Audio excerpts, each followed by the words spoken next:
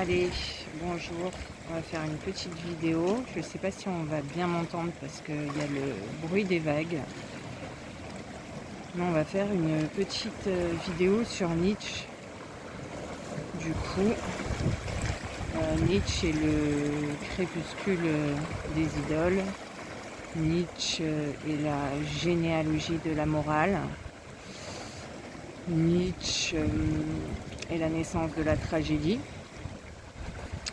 Bon, principalement, tout ça, c'est, on va le dire grossièrement, Nietzsche, il dézingue, oui, c'est ça, ouais, les idoles, si on peut dire la logique de Socrate, le socratisme, hein. Voilà, donc il dit que la vertu n'était pas le propre des Grecs à la base, que la vertu est advenue à l'époque de Socrate, bien après justement une autre époque, il me semble que c'est l'époque dorique. Donc voilà, c'est intéressant parce qu'on a une autre vision. C'est vrai que quand on aborde la philosophie, on l'aborde souvent du côté du socratisme et des Grecs, du stoïcisme, de la sagesse, de la morale. Et là, Nietzsche, du coup, comme il a une autre vision, qui nous apporte une autre vision, un autre éclairage, un peu, on peut dire, comme Calliclès, qui était un sage aussi de l'époque, avec un peu cette idée. L'idée de Calliclès est différente, puisque Calliclès, c'est les sages ne sont pas sages pour la vertu, les sages sont sages parce qu'ils sont faibles et qu'ils ne peuvent pas accomplir tous leurs désirs, donc du coup ils se cachent derrière ça.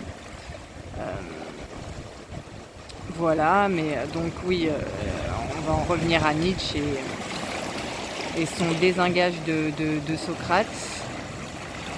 Et du coup, alors, il dit que c'était quelqu'un de vraiment très laid et que même quelqu'un aurait dit que Socrate, en le croisant, ayant vu en lui tout vraiment les traits les pires, quoi, les pires, les plus viciés, quoi, les plus méchants. Voilà, Socrate serait cet affreux personnage. Du coup, une sorte même de répression de ses instincts, finalement, parce que Nietzsche, c'est beaucoup ça, hein, c'est beaucoup une philosophie de l'instinct, et c'est ce qui prône. Moi, ce que j'ai lu à présent de lui, hein, j'en ai pas lu beaucoup des livres, j'en ai lu 3, et j'ai commencé à ainsi parler à Zarathustra, mais à vrai dire c'était tellement compliqué à comprendre dans son langage fleuri que je l'ai laissé de côté pour l'instant. Sinon les autres, pour moi, à mon sens, ils se lisent bien, beaucoup plus facilement que la phénoménologie de l'esprit d'Hegel, par exemple. Donc voilà, alors il dézingue aussi Wagner. Wagner, donc le musicien, qui pour lui n'est pas un musicien, que c'est un comédien qui joue, qu'il a inventé une sorte de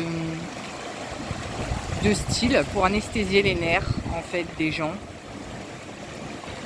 Et du coup qui s'y est très bien pris. Après je me dis ce que je pense là direct quand je lis ça de Nietzsche, finalement je me dis est-ce que Nietzsche n'est pas un polémiste et que du coup il dézingue pas un petit peu les idoles pour lui, pour pouvoir lui-même en devenir une, du coup.